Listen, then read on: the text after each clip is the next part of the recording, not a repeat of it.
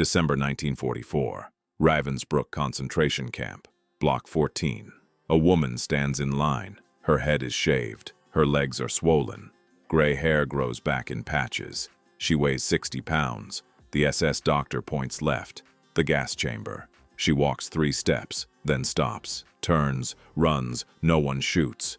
She dives under a wooden bunk. 2 hands pull her deeper into shadow. A blanket drops. Footsteps pass. Silence. This is the 4th time she has escaped selection for death. Her name is Kate McCarthy.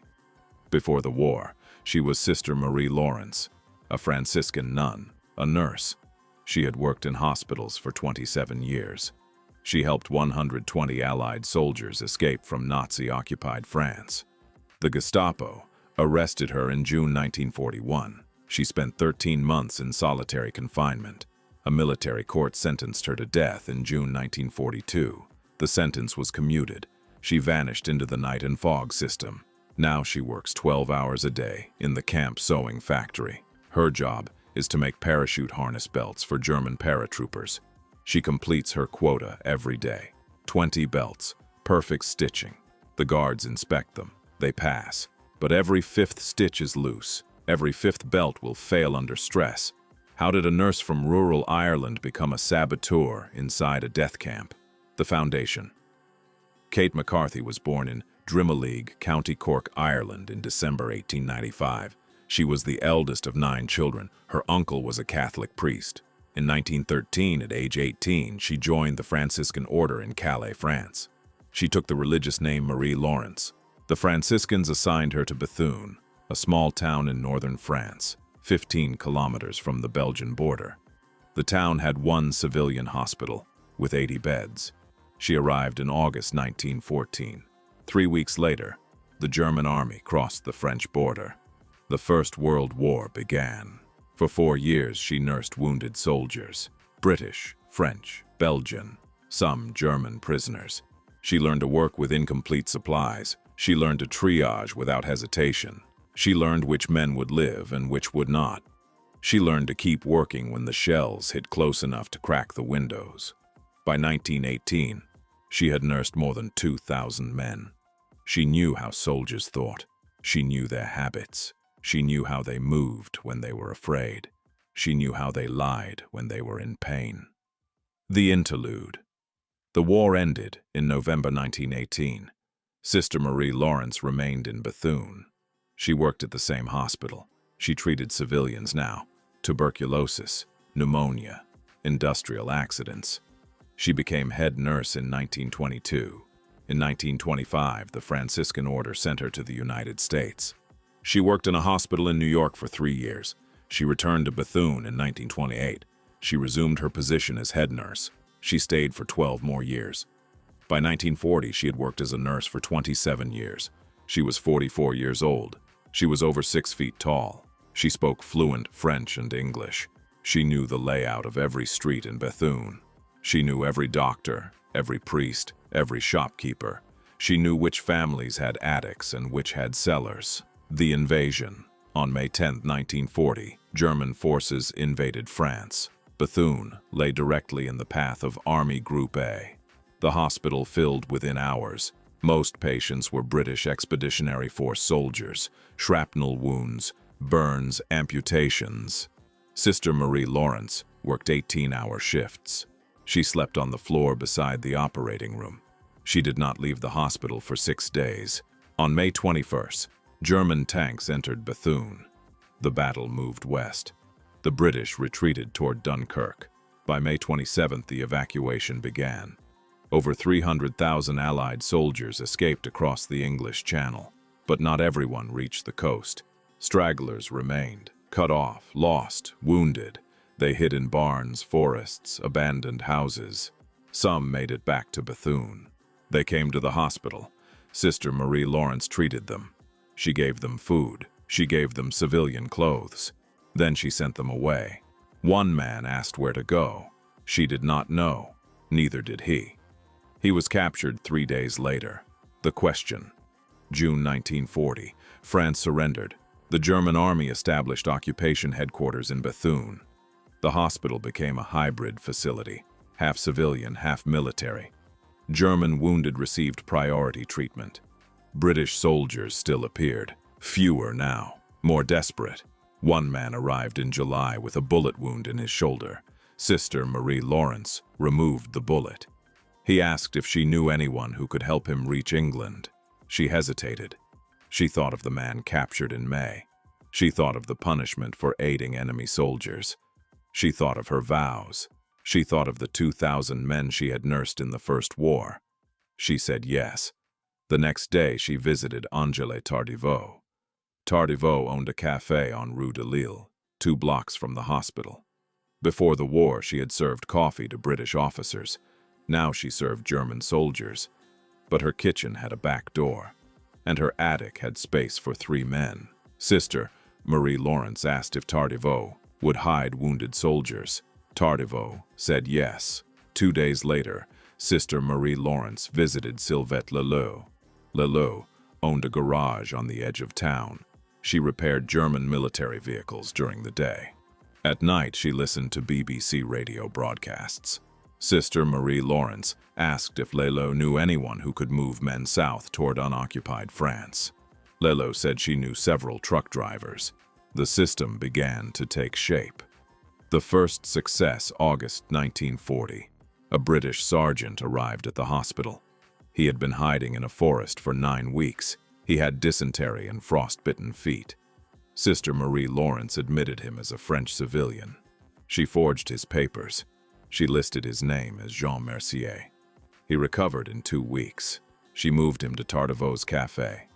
He stayed in the attic for 5 days. Then Leleu arranged transport.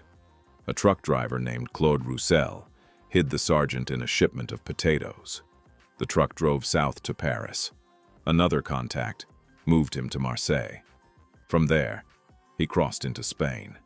He reached England in October. The sergeant sent word back through neutral channels.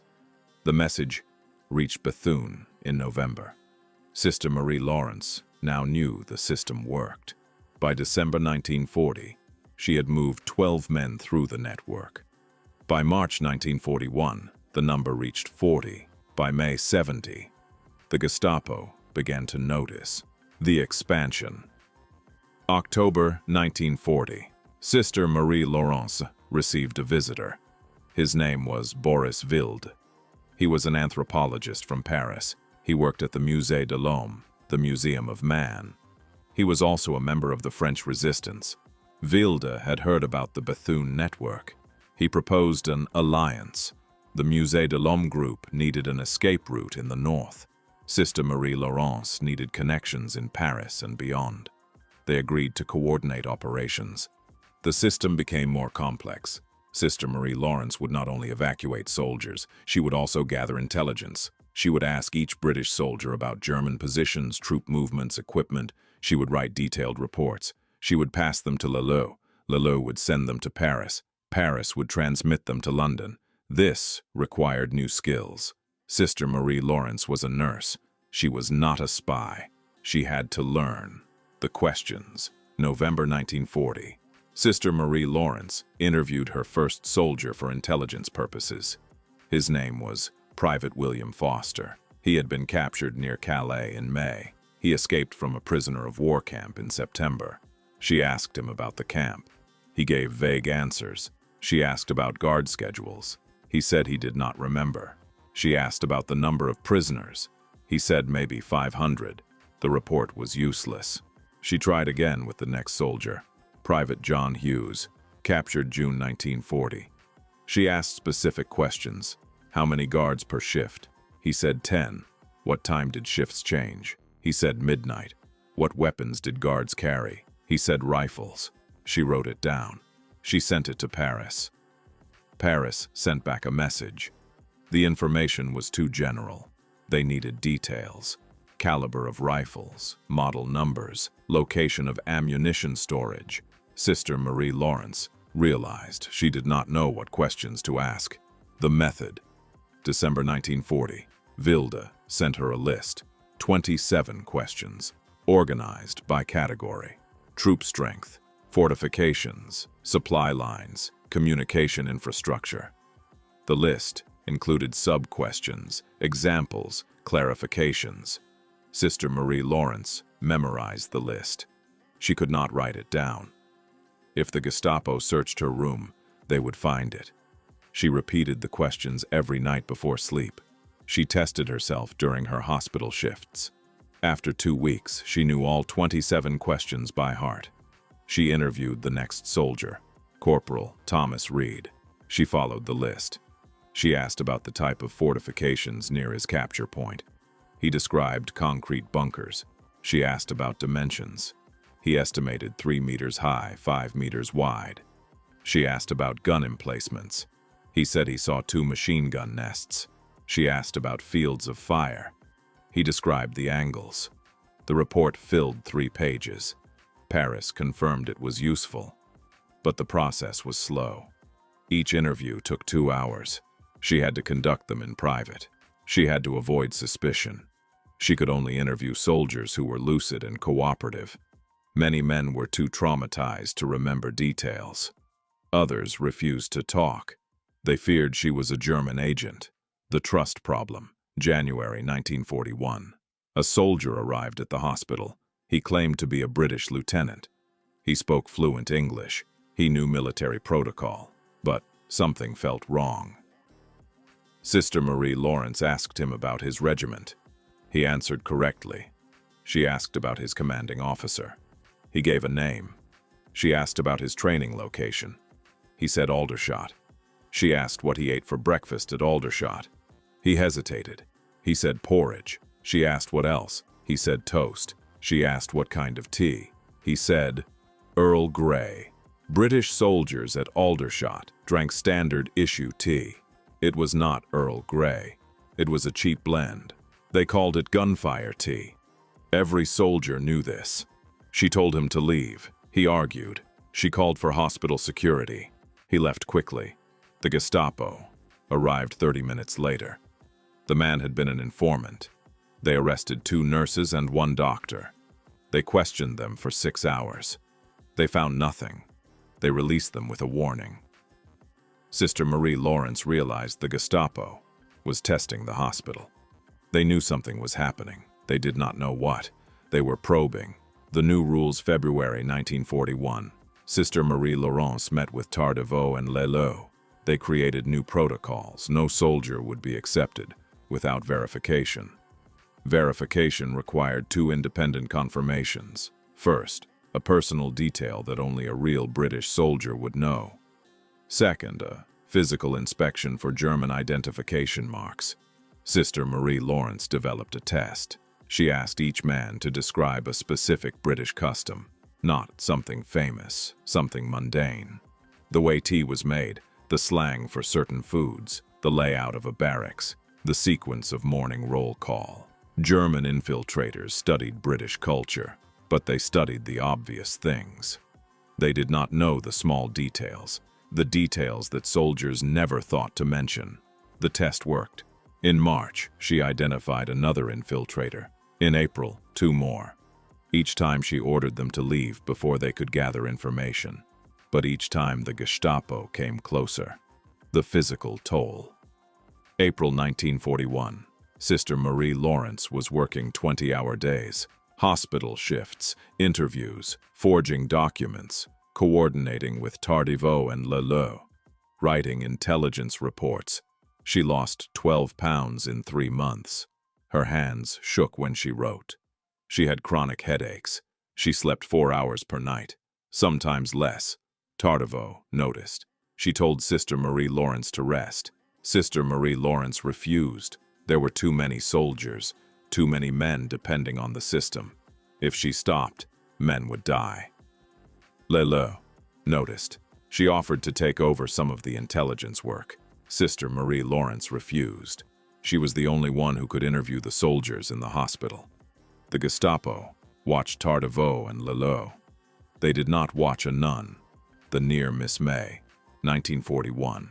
A German officer came to the hospital. He was investigating supply shortages.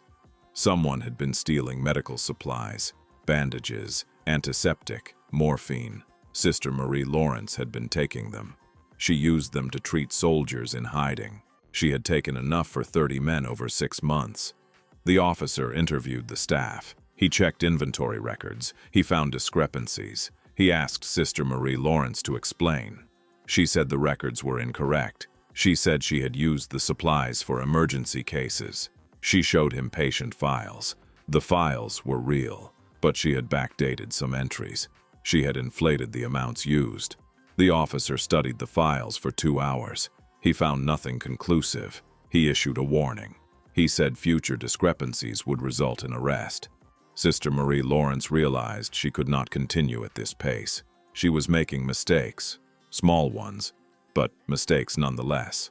The next one might be fatal. The count.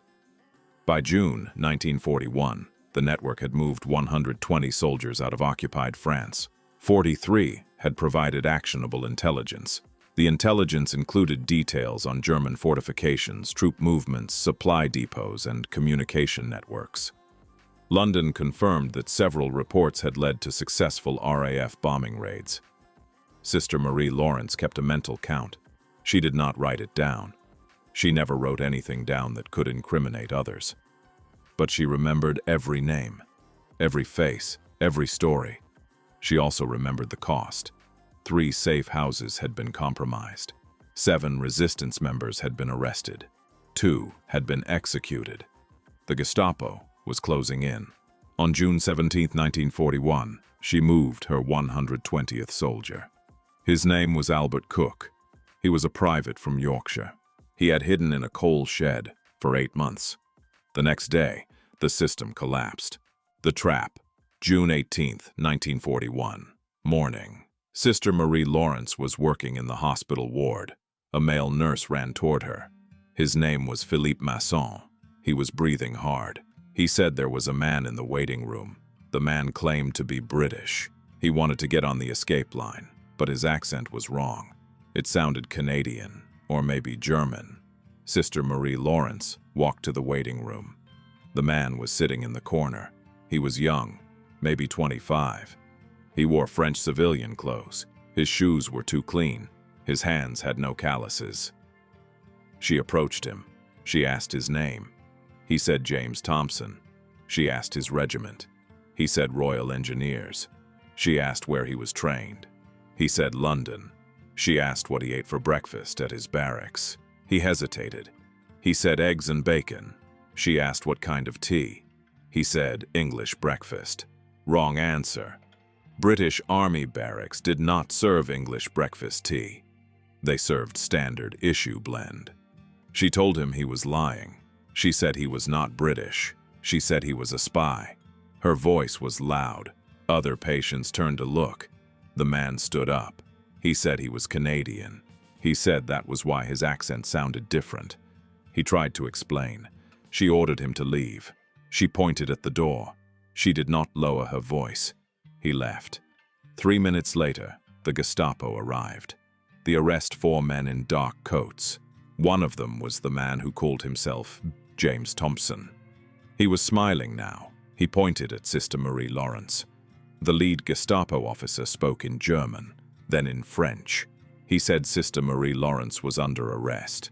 He said she was accused of aiding enemy soldiers. He said she would come with them. She did not resist. She asked if she could get her coat. The officer said no. She asked if she could tell the hospital director. The officer said no. They took her to Bethune town prison. They put her in a cell, 2 meters by 3 meters. No window, 1 bed, 1 bucket. She waited. The first interrogation. June 19, 1941. They brought her to an interrogation room. 1 table, 2 chairs, 1 lamp, 3 Gestapo officers. They asked her name. She gave it. They asked her position. She said she was a nurse. They asked if she had helped British soldiers escape. She said no. They asked again. She said no. They showed her a photograph.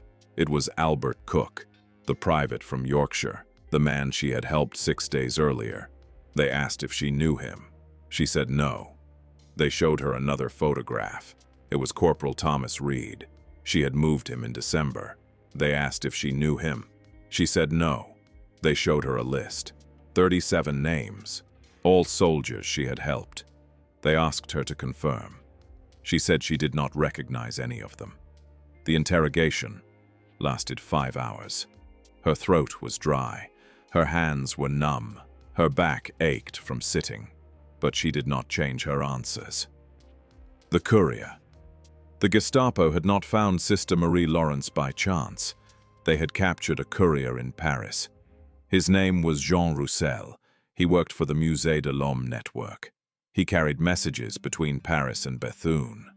The Gestapo arrested him in May.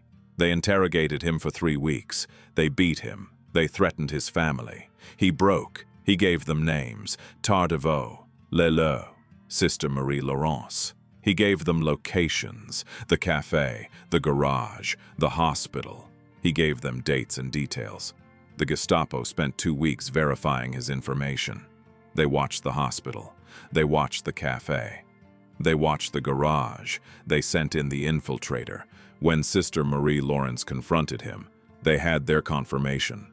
They arrested Tardivaux on June 19th. They arrested Leleu on June 20th. The solitary, June 22nd, 1941. They moved Sister Marie Laurence to Luce-les-Lilles prison. It was a larger facility, 30 kilometers from Bethune. She was placed in solitary confinement. The cell was smaller, 1 meter by 2 meters. No bed, a thin mat on the floor, no light. The only illumination came from a crack under the door. She was not allowed visitors. She was not allowed letters. She was not allowed books. She was interrogated once per week. The interrogations followed the same pattern. Questions about names, questions about locations, questions about methods. She gave the same answers. She knew nothing. She had done nothing. After 6 months, her hair began to fall out. After 8 months, she had trouble remembering dates. After 10 months, she could not remember what sunlight looked like. She prayed. She recited the rosary. She counted. She invented problems in her head and solved them. She tried to remember the names of all 120 soldiers. Sometimes she could. Sometimes she could not. The trial, June 1942, 13 months after her arrest. They took her to a military court. The trial lasted 3 hours. The prosecutor presented evidence. Testimony from Jean Roussel. Testimony from German infiltrators. Documents seized from safe houses. A list of 120 names. Sister Marie Laurence was allowed to speak. She said she had acted according to her conscience. She said she had a duty to help wounded men. She said she would do it again. The judges deliberated for 20 minutes. They found her guilty of treason against the German Reich. They found her guilty of espionage. They found her guilty of aiding enemy combatants. The sentence was death, the commutation. July 1942, Sister Marie Laurence waited for execution. Every morning she heard footsteps in the corridor. Every morning she thought they were coming for her. They never did. August 12, 1942. A guard opened her cell. He said she was being transferred. He did not say where. He did not say why. Later, she learned the truth. Hitler had issued a new decree in December 1941, the Nacht- und Nebel Decree. Night and fog. Political prisoners would not be executed immediately. They would vanish into the prison system. They would die slowly, out of sight. The death sentence had been commuted to Nacht und Nebel. Sister Marie Laurence did not know if this was better or worse. The journey. August 1942 to December 1944. Sister Marie Laurence was moved between 8 prisons and concentration camps. Each location was further east. Each location was worse than the last. She traveled a total of 1,500 kilometers, most of it in cattle cars. No food, no water, no sanitation. Sometimes the journey took 2 days, sometimes 5. At one prison she was reunited with Sylvette Leleu. They communicated by tapping Morse code on the water pipes. Simple messages, still alive, still resisting. At another prison, she met Angela Tardivaux. They slept in the same barracks. They made a pact. They would survive at all costs, even if it meant death. They would not surrender. At a third prison, she was assigned to a sewing factory. She made shirts for German officers. The quota was 40 shirts per day. She made 20. She flushed buttons down the toilet. She cut fabric too short. She did everything she could to slow production. The guards beat her. She kept working. In December 1944, she arrived at Ravensbruck. The camp Ravensbruck was the only purpose-built women's concentration camp in Nazi Germany. It opened in 1939. By 1944, it held over 40,000 prisoners. Sister Marie Laurence arrived on December 3, 1944. She was 48 years old. She weighed 70 pounds. Her hair was gray. Her legs were swollen. She had chronic diarrhea from malnutrition. They processed her at the train station. SS women and soldiers with dogs. They counted the prisoners. They counted again. The Germans were never certain of their numbers. They marched the prisoners to the camp. 5 kilometers. Sister Marie Laurence saw a woman collapse. The woman was 70 years old. Belgian, crippled with rheumatism. The guards forced her to stand in a puddle. When she refused, they beat her with clubs. Sister Marie Laurence understood. This was not a prison. This was a place designed to destroy human beings. The routine. Wake up at 4:30. Roll call at 5. Work from 6 to 6. 12-hour shifts. No breaks. The work varied. Digging sand. Unloading coal from carts. Clearing tree roots in the forest. Breaking rocks. Whatever the guards ordered. Sister Marie Laurence was assigned to the sewing factory. She made parachute harness belts for German paratroopers. The quota was 20 belts per day. Each belt required 400 stitches. The stitching had to be perfect. Guards inspected every belt.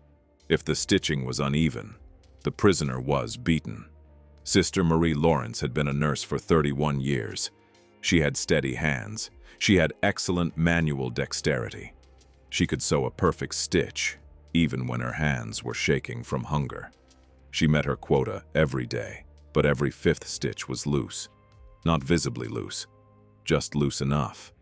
The belt would hold under normal stress. It would fail under high stress.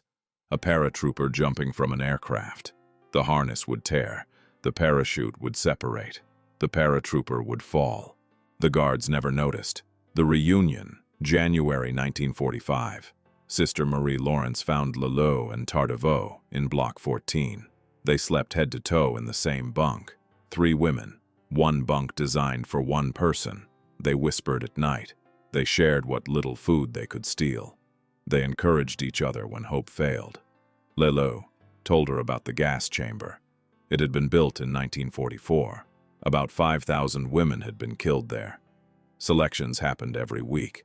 Old women, sick women, women who could not work. Sister Marie Laurence was old by camp standards. She was 48.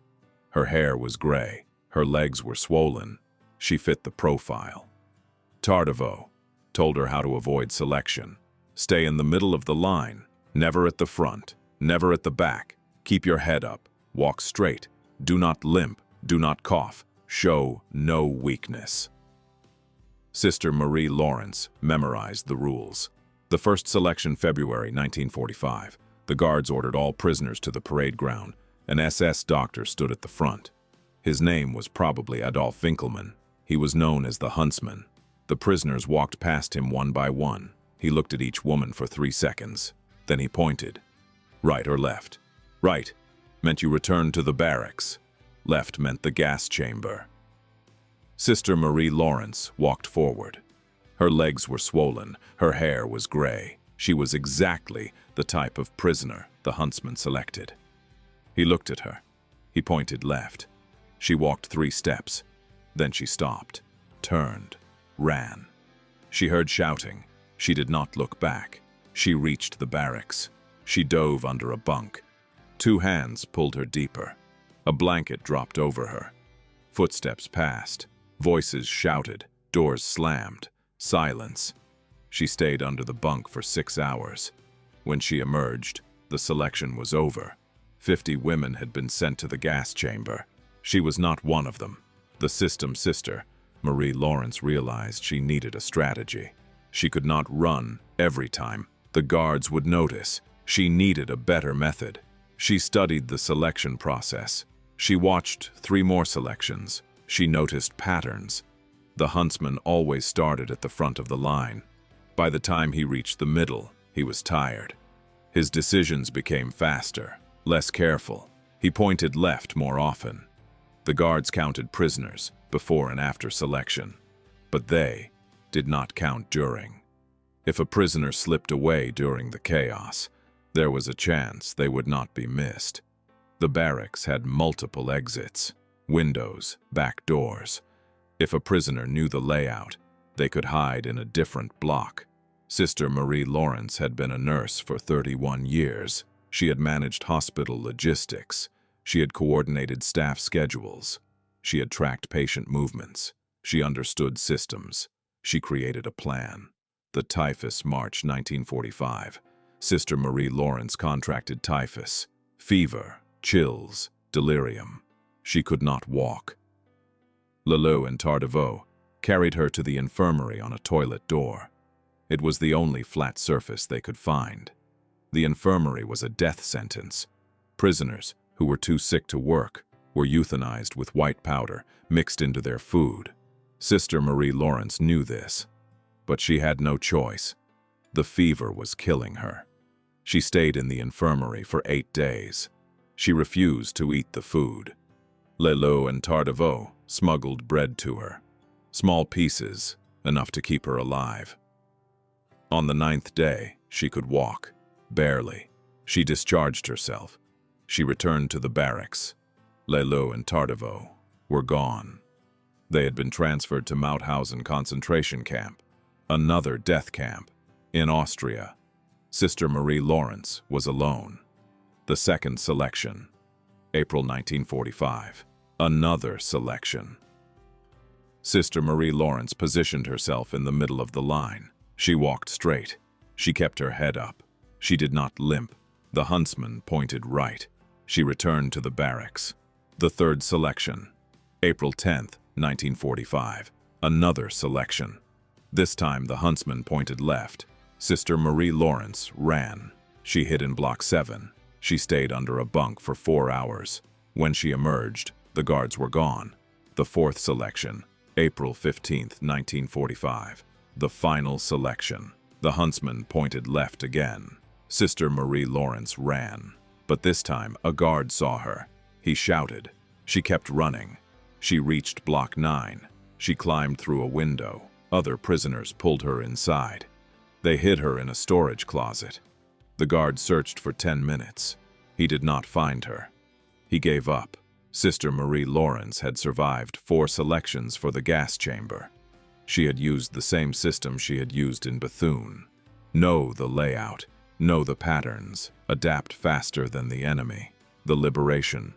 April 28, 1945. The Swedish Red Cross arrived at Ravensbruck. They evacuated the remaining prisoners. Sister Marie Laurence was on the last bus. She weighed 56 pounds. She could barely walk. Her teeth were loose. Her hair was falling out. She had open sores on her legs. The bus drove to Malmö, Sweden. She was admitted to a hospital. She stayed for 6 weeks. The doctors said she would not have survived another week. The return, June 1945. Sister Marie Laurence traveled to London. She met her brother Dan for the first time since 1936. 9 years. He did not recognize her. She had to show him a photograph from before the war. She stayed in London for 2 months. She gained weight. Her hair grew back. The sores healed. But she still had nightmares. Every night she dreamed of the selections. Every night she heard the huntsman's voice. August 1945. She returned to France. She went to Bethune. The hospital was still standing. It had been damaged by bombing but was being rebuilt. She asked about Tardivaux and Leleu. No one knew. They had been sent to Mauthausen.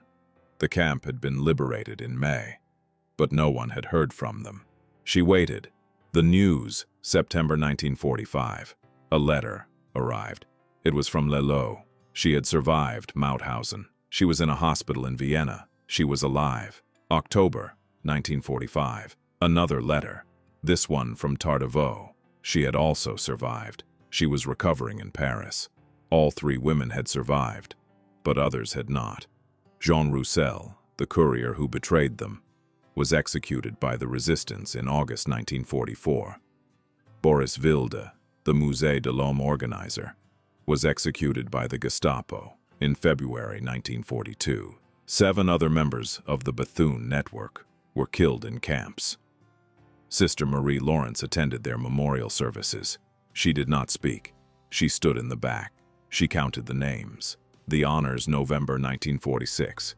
General Charles de Gaulle personally awarded Sister Marie Laurence the Médaille de la Résistance. The ceremony was held in Paris. She wore her Franciscan habit.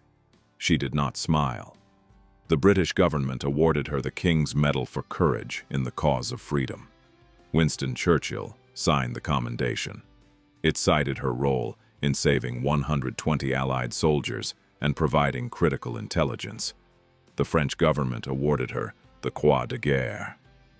The citation noted her 4 years in captivity and her continued resistance in the camps. She accepted the medals. She placed them in a drawer. She never displayed them. The return to Ireland. Sister Marie Laurence returned to Ireland. She was 51 years old. She had spent 34 years as a nun, 27 years as a nurse, 4 years in captivity. The Franciscan order assigned her to Honan Home in Cork. It was a care facility for elderly people. She became Mother Superior in 1950. She never spoke about the war. The other nuns knew she had been in France. They knew she had been arrested. They did not know the details. She did not share them. She worked at Honan Home for 30 years. She treated patients with the same precision she had used in Bethune. She knew their names. She knew their histories. She knew their families. But at night, she still had the nightmares, the selections, the huntsman, the gas chamber, the silent sister. Marie Laurence gave only one interview about her wartime experiences. It was recorded in 1975. She was 79 years old. The interviewer asked her how she survived. She said she did not know. She said she had been lucky. She said many others had not been lucky. The interviewer asked if she was proud of what she had done. She paused for a long time. Then she said no. She said pride was not the right word. She said she had done what was necessary, nothing more. The interviewer asked if she would do it again. She said yes, without hesitation. The numbers 120 Allied soldiers escaped through the Bethune network. Of those, at least 100 reached England. The others were recaptured or died during the journey. 43 soldiers provided intelligence reports. The reports contained details on German fortifications, supply lines, and troop movements. British military archives confirmed that several reports led to successful bombing raids. 7 members of the network were executed. 13 more died in concentration camps. 3 survived: Sister Marie Laurence, Sylvette Lelot, Angèle Tardivaux. The parachute belts Sister Marie Laurence sabotaged at Ravensbruck cannot be traced. There is no way to know how many failed. There is no way to know how many German paratroopers died because of loose stitching, but she made 20 belts per day. She worked in the factory for 4 months. That is 2,400 belts. If every 5th belt was sabotaged, that is 480 defective belts. Not all of them would have failed, but some did. The death Sister Marie Laurence died on April 12, 1984.